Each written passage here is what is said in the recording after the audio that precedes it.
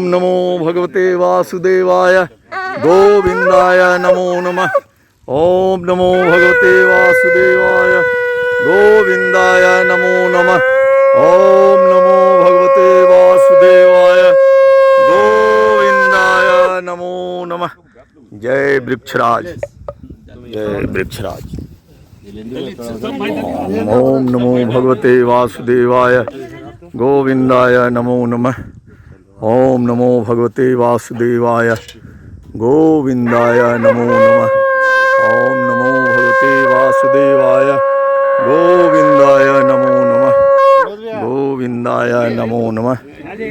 गोविंदाय नमो नमः। ओम नमो भगवते वासुदेवाय गोविंदाय नमो नमः। जय वृक्षराज। नमस्कार, स्वागत है आपका मेरे कार्यक्रम रूबरू में। मैं विश्वेंदु जयपुरिया।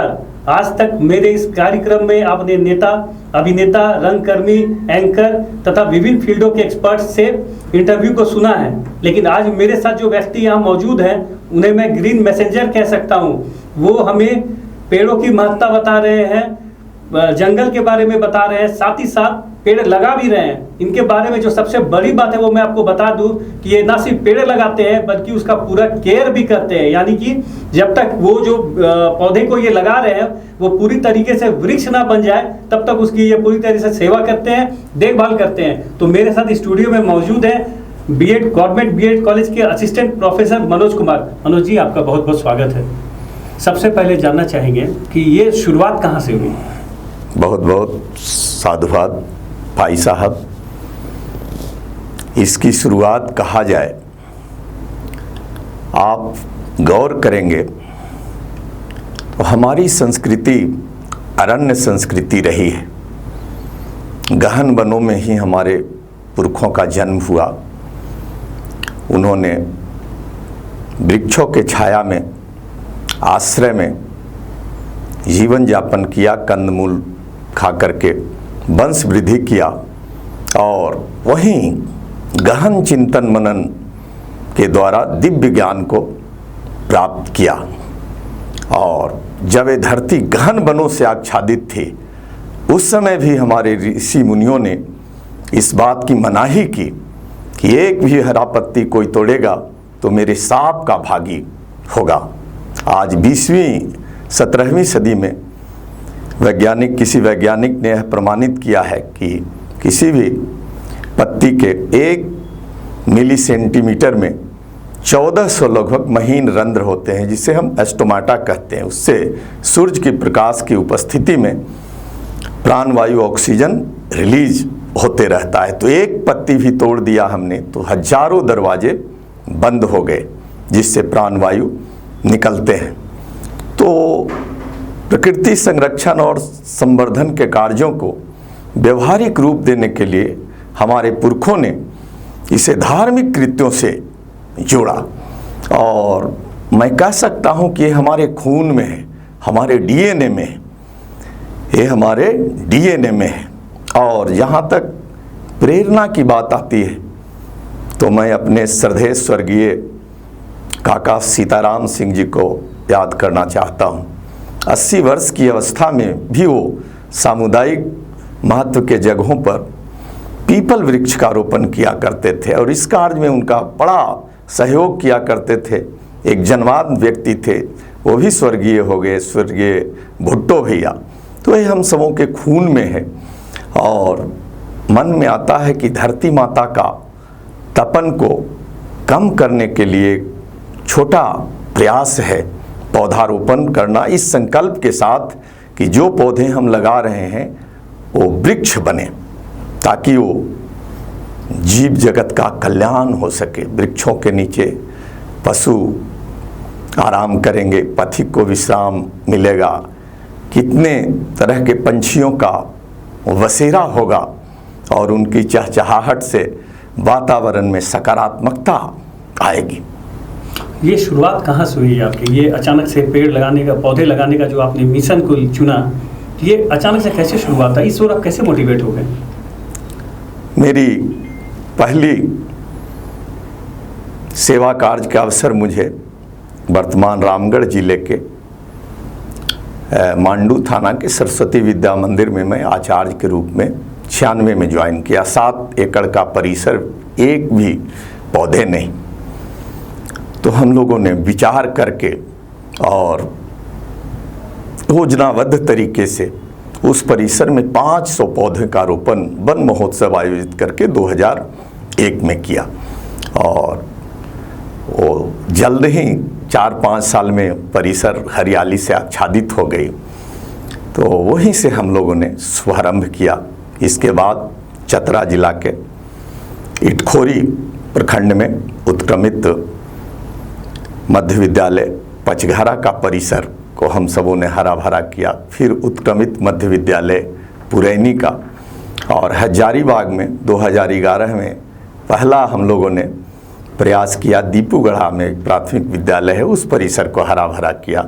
और उसके बाद से 2013 में जो राजकीय शिक्षक प्रशिक्षण महाविद्यालय है, उस परिसर में भी बाउंड्री वॉल नहीं था और वृक्ष के लिए जगह तो थे। हम लोगों ने वहाँ से शुरुआत किया।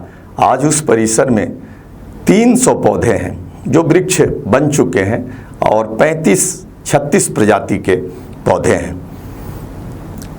भाई साहब, ये काम कैसे शुरू करते हैं आप? अगर पौधे कहीं लगाने हैं आपको तो स्थल का चयन कैसे करते हैं और फिर क्या काम उसके पहले करते हैं पौधे लगाने से पहले आप? बहुत ही वो वृक्ष का स्वरूप ले मरे नहीं उनमें से। जी, बहुत ही आपने माकुल प्रश्न रखा है। विद्यार्थी परीक्षा में सबसे पहले आसान सवाल को हल करना चाहते हैं, तो हम लोग स्थल चयन में सबसे पहले उन जगहों को प्राथमिकता देते हैं जो सामुदायिक महत्व का हो, जहां लोगों का आना जाना सार्वजनिक जगह हो और साथ में आसपास में जल स्रोत हो। इसके लिए बूढ़ा महादेव तालाब को हम लोगों ने चयनित किया और अपना जो 4 झील है, चारों झील परिसर में हम लोगों ने 800-900 पौधों का रोपण किया। इसके बाद कन्हरी तालाब हो गया। अभी ये जो जिला परिषद पार्क बन गया है, उससे पहले ही उस तालाब पर हम लोगों ने, तो सबसे पहले हम लोग जल की उपलब्धता, सबसे पहले सामुदायिक महत्व, दूसरा जल की उपलब्धता, पानी की उपलब्धता हो, और फिर हम लोग विचार करते हैं आपस में। और स्थल चयन का कि मूल रूप से जिम्मेदारी मैं ही निभाता हूँ। और महीनों पहले, 2-4-6 महीना पहले, अगला साल रोपण करना है तो स्थल मन में चिन्हित करके रखते हैं और उसके बाद फिर अपने जो टीम में सदस्यगण हैं उनके विचार विमर्श करके हम लोग मुहर लगाते हैं। उसके बाद फिर गड्ढे की खुदाई। हम लोग नए गड्ढे में पौधा नहीं लगाते हैं। गड्ढा कम से कम महीना 2 महीना पुराना हो। गर्मी के दिनों में ही, जैसे ही बरसात समाप्त होता है, जाड़ा का सीजन समाप्त शुरू होता है और उसके बाद जनवरी-फरवरी से मार्च तक प्रयास करते हैं कि गड्ढा की खुदाई हो जाए। और गड्ढा की खुदाई में मानक हम लोग 3x3 का रखते हैं, 3 फीट लंबा, 3 फीट चौड़ा, 3 फीट गहरा, और प्रयास करते हैं कि इसमें तालाब की मिट्टी मिला दिया जाए तो पौधों की गति बड़ी तेजी से बढ़ती है। तो इस कार्य में हमें पिछले साल से हम लोग सफल हो पाए हैं। पिछले साल मात्र 18 पौधा झील की मिट्टी, निकली हुई मिट्टी देकर लगाए। उनका वृद्धि 3 गुना है सामान्य मिट्टी में जो पौधे लगाए हैं। इससे हम लोगों को काफ़ी उत्साह बढ़ा कि अब जो भी पौधे लगाए हैं झील की मिट्टी डाल करके लगाएंगे। झील की मिट्टी डालने के बाद में उसमें करंज की खल्ली और केचुआ खाद, 2-3 केजी केचुआ खाद, कम से कम 1 केजी करंज की खल्ली मिट्टी में मिश्रित करते हैं। आपने पुराने गड्ढों की बात की, तो दर्शकों को ये भी बताइए कि पुराने गड्ढों में अगर पौधे लगा रहे हैं तो उसका क्या फायदा है? पुराने गड्ढे का लाभ ये है कि उसमें पौधा मरने की संभावना कम होती है। उत्तरजीविता हम कह सकते हैं कि 100% तक सुनिश्चित किया जा सकता है, ताकि वो गड्ढे में जो भी धूप से छोटे मोटे जो पौधों को नुकसान पहुंचाने वाले कीड़े मकोड़े होते हैं वो मर जाते हैं। सबसे बड़ा ये लाभ होता है। तो पौधा निरोग रहते हैं, फफूंद वगैरह का भी प्रकोप बहुत कम होता है, जिससे पौधों के वृद्धि में अवरोध नहीं होता है।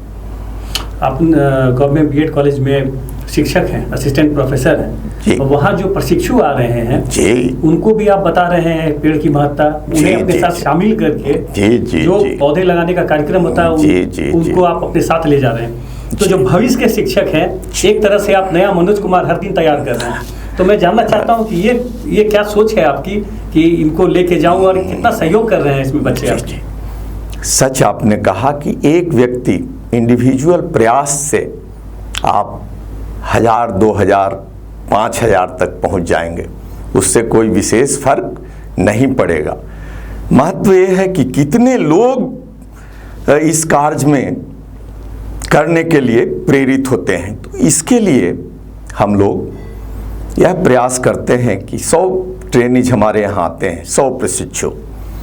उसमें प्रत्येक बैच में मैंने अनुभव किया है, जोड़ने का प्रयास तो सबको करते हैं हम सब। उनको नामांकन के साथ उनको एक पौधा की हम लोग जिम्मेदारी देते हैं कि 2 साल आप रहेंगे, पूरा 2 साल ये पौधा का देख रेख की जिम्मा आपकी होगी।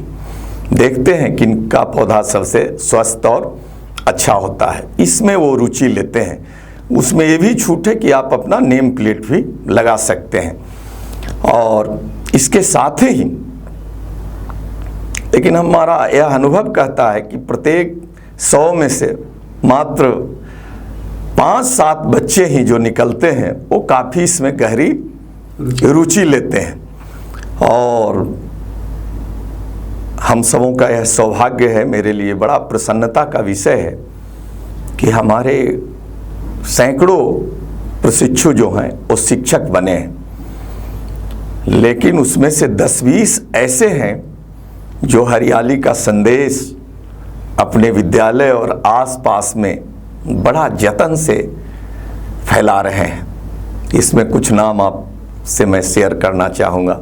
रामपुर +2 विद्यालय, उच्च +2 विद्यालय में अभिमन्यु कुमार यादव हैं। सरिया +2 में टुपलाल महतो जी हैं। बड़का गांव का विद्यालय का नाम भूल रहे हैं, नरेश महतो जी हैं। सिमडेगा में संजय डुंगडुंग है। लातेहार में संजय उरांव हैं। इस तरीके से और 10-15 प्रशिक्षु जो हैं वो हरियाली का संदेश बांट रहे हैं और नई पीढ़ी को जोड़ रहे हैं। विद्यालयों में जो बच्चे हैं उनके जन्मदिन पर भी ये पौधरोपण करवाते हैं और वो जिम्मा देते हैं कि ये आपका पौधा, ये आप देखभाल करें। तो इस तरीके से, और साथ ही एक पहल हम लोगों ने मार्च 2018 में शुरू किया। 5 मार्च 2018 को हमारे यहाँ जो प्रशिक्षु आते हैं, बहुतों का शादी विवाह होता है या उनके रिश्तेदार में वो निमंत्रण बड़ा आदर के साथ आते हैं, तो हम लोग उनसे एक निहोरा करते हैं, एक पौधा आम का, बच्ची हो, प्रशिक्षु हो, पुरुष हो या महिला हो, विवाह के अवसर पर सजा करके महाविद्यालय परिवार की ओर से सप्रेम भेंट उनको करते हैं, इस निवेदन के साथ कि 7 फेरा लेने के बाद इसका रोपण दोनों मिलकर करेंगे कि आपका विवाह का एक मधुर यादगार रहेगा। और इस कड़ी में ज़्यादा तो नहीं लेकिन 200 से अधिक लोग शरीक हुए हैं। हम लोग प्रशिक्षुओं को जोड़ा, प्रशिक्षुओं ने अपने नाता रिश्तेदारी में भी इस चलन को बढ़ाया है। और मैं सच कहता हूं कि वर वधू को पौधारोपण करते मैं नहीं देखा था पहले कभी, लेकिन अब हमारे पास 200-400 तस्वीरें हैं जिसमें 7 फेरा लेने के बाद अगर बच्ची है, एक वो मैके में लगा करके जाती है। और जो पौधा बेटी दामाद लगा करके जाएंगे माँ, पिताजी, भाई बहन उस पौधे को मुरझाने नहीं देंगे। एक भावनात्मक लगाव होता है कि भले बेटी चली गई मैके से ससुराल, लेकिन अपनी निशानी छोड़ करके गई है। और जो एक पौधा उनके ससुराल में भी हम लोग लगवाते हैं, दोनों जगह, और इसमें लोग रुचि ले रहे हैं और इसका प्रसारण अपने झारखंड के कई एक जिलों में, साथ ही पड़ोसी राज्य बिहार, उड़ीसा और उत्तर प्रदेश तक हुआ है। इसकी आय बहुत ही सुकुनदायी है हम सबों के लिए। बहुत अनूठा प्रयास है ये कि 7 फेरों के बाद मायके में पेड़ लगवाए ताकि भावनात्मक रूप से वो परिवार जुड़ जाए उससे, बेटी की याद में। लेकिन आप अब जो अलग अलग आप जो प्रयास कर रहे हैं, उसमें एक बहुत महत्वपूर्ण प्रयास जो मैं देखता हूँ, जो मुझे बहुत अभी आकर्षित किया है, आपके कोई शिक्षक की शादी हो रही थी तो कार्ड के साथ उन्होंने पौधा भी दिया। बिल्कुल, मैं जानता हूँ कि ये भी सोच आपकी ही होगी कहीं ना कहीं। उसी को उन्होंने पुरस्कृत किया। उद्देश्य तो एक है कि धरती माता का तपन कम हो। दिव्य माँ धरती आज कराह रही है, प्रकृति कराह रही है। हम एक छोटा प्रयास भले यह लगता है, लेकिन यह कार्य बड़ा ही अति महत्वपूर्ण है। इंडिविजुअल कोई व्यक्ति इस भुवन के लिए कुछ करना चाहता है तो पौधे इस संकल्प के साथ लगाएं कि ये वृक्ष बनेंगे। और वृक्षों की क्या महत्ता है और इनके प्रति कितना श्रद्धा भाव हमारे संस्कृति में रहा है, यह किसी से छुपा हुआ नहीं है। हड़प्पा काल से हम इन्हें देव स्वरूप मानकर इनकी पूजा करते आ रहे हैं।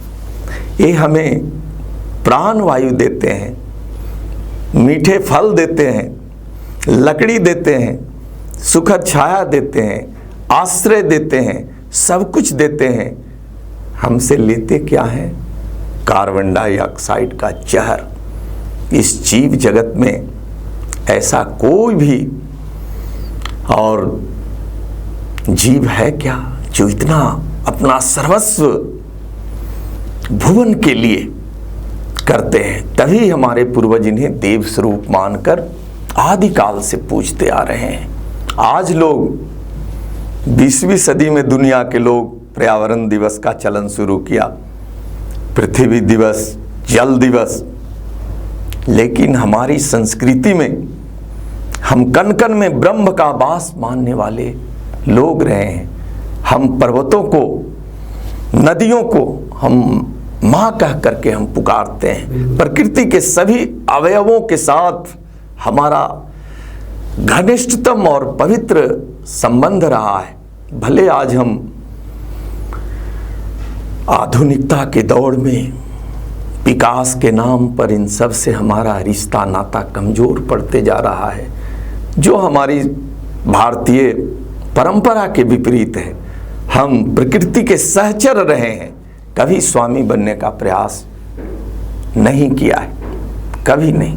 आपने कहा कि प्रकृति के साथ हमारा बहुत पुराना रिश्ता रहा है और आधुनिकता के दौर में हम भूलते जा रहे हैं। बीएड कॉलेज में जो बच्चे पढ़ने आते हैं वो तो सारे बालिग हैं, वो समझते हैं इस बात को, तो आपने उनको जोड़ा। लेकिन आपको नहीं लगता है कि स्कूलों में जो बड़े बच्चे पढ़ रहे हैं, 11, 12 या 10th के जो बच्चे हैं या 9th के, उनको भी ऐसे ही कार्यक्रमों से जोड़ा जाए ताकि वो पौधे लगाए, उसकी देखभाल करे, तो एक नया कोर्स उसके साथ चालू कर दे वो, ताकि पेड़ बचे, जंगल बचे। बहुत अच्छा आपका सलाह रहा। 2016 की बात मैं कर रहा हूँ। हजारीबाग शहर के सभी विद्यालयों में मैं गया, सर्वे किया कि इनके परिसर में कितने पौधे लग सकते हैं। जिला school, Hindu high school, Bihari बालिका स्कूल, मिशन +2 स्कूल, रॉबर्ट बालिका, होली क्रॉस, संत कोलंबस महाविद्यालय, सबों के प्रधान से मैं मिला कि सर, किताबों में सिर्फ पर्यावरण की बात करने से जुड़ाव नहीं होगा। आपके परिसर में इतने पौधे लग सकते हैं, और वो जब पौधे लगेंगे, बच्चे उनसे जुड़ेंगे, उनमें पानी देंगे, उनसे के पास जाएंगे, तो उनके अंदर वो श्रद्धा भाव आएगा और यही आगे चल करके नजीर बनेंगे। आप लगवाएं और एक इस आशय का एक प्रतिवेदन दें।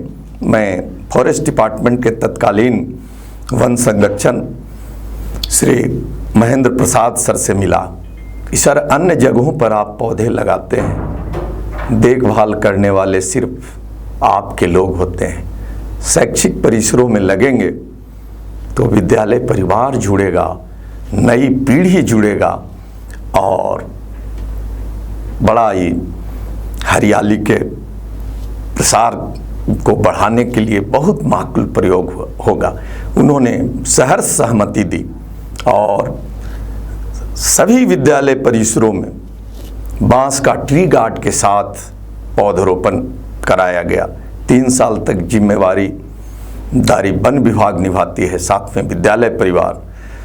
लेकिन मुझे यह अफसोस के साथ कहना पड़ रहा है कि कुछ विद्यालय के जो लोग सजग थे वो हरितिमा से आच्छादित कर लिए, अपनी परिसर को बचा लिए। जो लोग सजग नहीं थे नहीं बचा सके।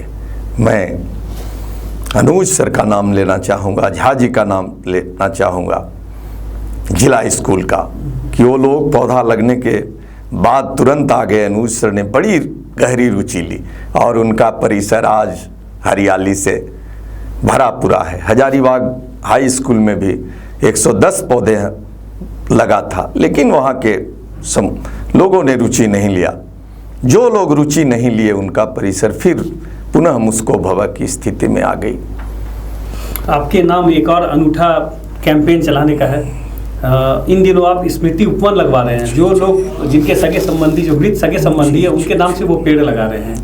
ये आइडिया कहाँ से आया अचानक से और इसमें कैसा रिस्पॉन्स आपको मिल रहा है? भाई साहब, बहुत अच्छा आपने ये किया है। धर्म हमारा हृदय का मर्मस्थली है, स्वामी विवेकानंद जी का कथन है। और हमारा आपका सबों का अपने दिवंगत प्रियजनों के प्रति गहरी आस्था है। तो हम लोग पिछले वर्ष से ऐसा लगा कि अपने दिवंगत प्रियजनों के पुण्य स्मृति में पौधरोपण किया जाए तो लोग इसमें काफ़ी रुचि लेंगे। भले लोग करना चाहते हैं लेकिन वो कर नहीं पाते हैं। हम लोग क्यों नहीं सारी व्यवस्था उनको दें और यह प्रस्ताव रखें कि आइए आप अपने पूज्य पिताजी, पूजनिया माताजी, दादाजी, दादी जी, नाना जी, नानी जी, ये अन्य प्रियजनों के स्मृति में एक पौधा लगाएं। बिल्कुल उसके लिए बजाबते सुरक्षा प्रबंध, जाली, उसमें आपका डिस्प्ले बोर्ड रहेगा और भरोसा रखिए कि जो पौधा आप लगाएंगे वो पेड़ बनेंगे, वृक्ष बनेंगे और वो जगत का कल्याण करेंगे। तो इसके लिए सबसे पहले हम लोग झील और परिसर को चुना। 17 पौधे पिछले साल लगाया वहाँ, और शहीद स्मारक स्थली में 36। पहला प्रयोग रहा, लोगों ने काफ़ी रुचि लिया। इस बार हम लोग 2 स्थान को चयनित किया। हजारीबाग का जो स्टेडियम के बाहर में मुख्य मार्ग और खाली जगहों और गांधी मैदान का एक किनारा, दोनों मिलाकर 101 गड्ढे बने और लोहा की जाली, डिस्प्ले बोर्ड, 3x3 का गड्ढा, उसमें झील की मिट्टी, करंज की खल्ली, केचुआ खाद के साथ देवतरु के प्रति लोगों का ज़्यादा आस्था है, पीपल के प्रति। ऐसे जो भी आपकी इच्छा है आप करें। तो अधिक रुचि लोगों ने पीपल में दिखाया और 111, सभी एक का खर्च 1750 रुपये आता है रोपण का, और बाकी देखभाल की जिम्मेवारी हमारी टीम ने लिया है। 3 साल 4 साल तक देखभाल हम सब करेंगे। लोगों ने बड़ी आस्था और श्रद्धा के साथ इस कार्य में रुचि लिया और जगह हम लोग चिन्हित किए, चयनित किए, लोगों से चर्चा किए और जगह अब कुछ लोग आस लगाए बैठे हैं, अब उनके लिए अलग जगह तलाशना पड़ेगा। एक लोगों ने 10-10 भी किया। जिनकी जो भी है, 1 लगाए 11 लगाए, मेरे लिए महत्वपूर्ण है कि ये कार्य हमारे पूर्वज करते आए थे, उनकी थाती को ये हमें आगे बढ़ाना है। बिल्कुल। 3 जिलों में आप पौधे लगा चुके हैं। अब तक टोटल कितने पौधे लगा चुके हैं? और हजारीबाग शहर की बात करूं, ये आंकड़ा यहाँ कितना होगा? हजारीबाग शहर की बात करें, शहर और आसपास के जो क्षेत्र हैं, तो हम लोगों ने 2000 की संख्या पार कर ली है। उसमें 500 देवतरु पीपल हैं और अप्रत्यक्ष रूप से कहें तो हम लोग 5000 से संख्या पार कर लिए हैं। यह कहना कहीं से अतिरेक नहीं होगा भाई साहब। इसमें एक महत्वपूर्ण बात और ये हो जाती है कि जब आप पौधे लगाते हैं तो क्या वो फलदार वृक्ष के पौधे होते हैं? ये कैसे चुनाव करते हैं? एक तो आपने पीपल की बात की, दूसरा मैं नीम जानता हूँ। आपने सही कहा, जगह के अनुसार जो सामुदायिक महत्व के जगह हैं वहाँ छाएदार वृक्ष, जो परिसर वाले कैंपस वाले हैं, हमारे बीएड कॉलेज परिसर में लगभग 70 आम हैं। सामने आरडीडी का क्वार्टर है, डीएससी का शिक्षा विभाग के पदाधिकारियों का, उसमें हम लोगों ने कटहल से सजा दिया। मत्स्य प्रजनन केंद्र में 93 पौधे हम लोगों ने लगाया, उसमें 35 आम है, कटहल है, बेल है। डाइट परिसर में भी आम कटहल का रोपण किया गया है। तो 4 दीवारी वाली कम जगह वाले जो सुरक्षित अति सुरक्षित स्थान है वहाँ हम लोग फलदार पौधे लगाते हैं। झील के किनारे नीचे में हम लोगों ने 70 जामुन का पौधा लगाया है। जामुन पक कर के झील में गिरेगा, मछली खाएगी, पानी शुद्ध होगा और जो बैठने वाले किनारे पर लोग हैं वो भी हरियाली का आनंद लेंगे। तो जगह के अनुसार पौधों का चयन करते हैं हम सब। आपने एक बात बताई कि कुछ स्कूलों में जब पौधे लगाए गए थे तो क्योंकि वहाँ उदासीनता थी उसके प्रति, तो वो पौधे वृक्ष नहीं बन पाए। कई बार आप सरकारी परिसर को भी चुनते हैं तो कितना सहयोग होता है उसमें? कई बार ऐसा मैंने सुना है कि लोग सहयोग नहीं करना चाहते, जबकि पौधे लगाने की बात है और लोग सहयोग नहीं करते। ये कितनी पीड़ा दी जाती है आपने सच कहा कि मुझे हम लोगों को बड़ा अचरज हुआ। कई संस्थान में बाउंड्री उनके टूट गए, हम लोगों ने बांस और झाड़ी लगा करके उसकी घेराबंदी की कि वो पौधों का क्षति जानवर न कर दें। जिनका परिसर है वो निश्चिंत है और हम लोग जो उतना ही लगाते हैं जिनका हम सेवा श्रद्धापूर्वक कर सकें, और भले परिसर उनका हो, उनसे हमारी कोई अपेक्षा नहीं होती है, कोई अपेक्षा नहीं होती है। वन विभाग के पदाधिकारियों का जो लेन है, सड़क है एसडीओ क्वार्टर के सामने, वहाँ भी हम लोगों ने लगाया। हम झील से पानी लेकर के गए, परिसर से पानी हमें 1-2 लोग आदरपूर्वक देना चाहते हैं, बाकी लोग इसमें कोई रुचि नहीं लेते हैं। लेकिन हमारे मन पर उसका असर नहीं होता है, चूँकि हम सब यह जानते हैं कि ये संकल्प हम लोगों का है। हाँ, एक जगह बहुत सुखद अनुभूति हुई, क्षेत्रीय शिक्षा उपनिदेशक कार्यालय परिसर में 92 पौधा हम लोगों ने लगाया। चापाकल नल तक नहीं, पानी कहाँ से? बगल में जो BSNL का कार्यालय है वहाँ के हेड से मैं मिला कि सर पौधों के लिए पानी की आवश्यकता थी, बड़ी कृपा होती। उन्होंने कहा कि आप इतना क्यों झिझक करके बोल रहे हैं, इससे भी बढ़िया कोई काम है, आपको जब ज़रूरत हो आप पानी यहाँ से ले जाएं। गार्ड को बुलाएगा कि जनरेटर चला करके भी पानी देने की ज़रूरत हो तो आप दें। तो खट्टा मीठा अनुभव है। पुराने जमाने की मैं बात करूं तो लोग अगर परोपकार का कार्य करते थे, जिसे आज हम CSR कहते हैं, लेकिन वो काम नहीं हो पाता। लेकिन पहले जमाने के जो लोग थे वो अगर अपना कुछ एक्स्ट्रा इनकम हो जाता था तो वो पेड़ लगाते थे, तालाब खुदवाते थे, बहुत सारे ऐसे काम करते थे जो प्रकृति को जिसे सपोर्ट मिलता था। मैंने तो यहाँ तक पढ़ा है कि मैसूर में कोई राजा था, जब पहाड़ी पर बारिश का पानी गिरता था तो एक किसी गांव में चला जाता था, तो उसने ऐसी व्यवस्था की उस पहाड़ी का पानी 2 भाग में बंट के जाता था। तो ये पुराने ज़माने में लोग करते थे। लेकिन अभी की बात करूँ तो अभी तो लोग अड़ंगे अटकाते हैं पौधे रोपण में भी, तो ये बहुत आश्चर्यजनक है। भाई साहब, मेरा जो अनुभव है, आज की पीढ़ी के पास डिग्रियां हैं, बड़ी बड़ी डिग्रियां हैं, किताबी ज्ञान है, लेकिन ये शिक्षित नहीं है। हमारे पूर्व पीढ़ी के लोग भले उनके पास डिग्रियां नहीं थी, लेकिन शिक्षित वही थे, शिक्षित वही थे। उनके अंदर सेवा त्याग, सहकार, दया, करुणा जैसे मानवीय भावों से लबालब भरे हुए थे। आज की पीढ़ी को हम कैसी शिक्षा दे रहे हैं कि बिल्कुल सेल्फ सेंटर्ड, वो ऐसी कंपनियों में भी जाने में उन्हें गुरेज नहीं है जो हमारे राष्ट्र का अहित कर रही है। उन्हें पैकेज उनका सिर्फ लक्ष्य रहा है। माता पिता को भी फक्र है कि हमारा बच्चा इतना के पैकेज में है, समाज को क्या दे रहा है इस पर तनिक भी उनकी दृष्टि नहीं है। गुरुकुल, मुझे अपने भारतीय शिक्षा पद्धति पर गर्व है, अभिमान है।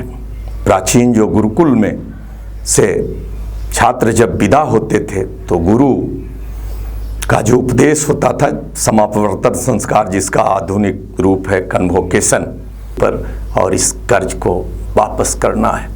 मैं इसमें आपके सामने सरकार की भी एक गलती लाऊंगा, क्योंकि मुझे भी पेड़ पौधे जीव जंतु से बहुत लगाव रहा है।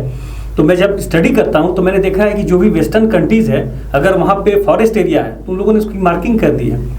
अब वहाँ कोई भी कंस्ट्रक्शन आप नहीं कर सकते, वो फॉरेस्ट है तो है। हमारे यहाँ ऐसा कुछ भी नहीं है। यहाँ तो पुटू सा झाड़ी भी हो जाता है तो वन विभाग उसे जंगल बता के वाहवाही लूट लेता है। तो आपको नहीं लगता है कि भारत में भी कुछ ऐसा काम होना चाहिए ताकि जंगल को अगर स्टेटस मिल गया है उसका, तो वहाँ फिर किस तरह का भी अतिक्रमण नहीं हो पाए? सही आपने कहा। ये जो वन है ये जीवन है, जीवन, बिना इनके जीवन संभव नहीं है। और इन प्राकृतिक वनों को हम कितना बेरहमी से उजाड़ रहे हैं, चाहे वो विकास की परियोजनाओं के लिए हो या मथबोझिया, तनिक भी हम इसकी परवाह नहीं कर रहे हैं। कहीं न कहीं एक गहरी खाई है, उस खाई को कम करने का या पाटने का प्रयास होना चाहिए। बिल्कुल, बहुत अच्छा काम कर रहे हैं। हम चाहेंगे आप ऐसे ही स्वस्थ रहें और ऐसे ही पेड़ पौधे लगाते रहें। बहुत खुशी की बात है हमारे लिए भी, शहर की हरियाली को आपने बढ़ाया है। बहुत बहुत धन्यवाद कि आप यहाँ आए और हमारे लिए समय निकाला। तो अब अगली बार फिर मिलता हूँ किसी नए अतिथि के साथ। बहुत बहुत धन्यवाद। चलिए, आपका बहुत बहुत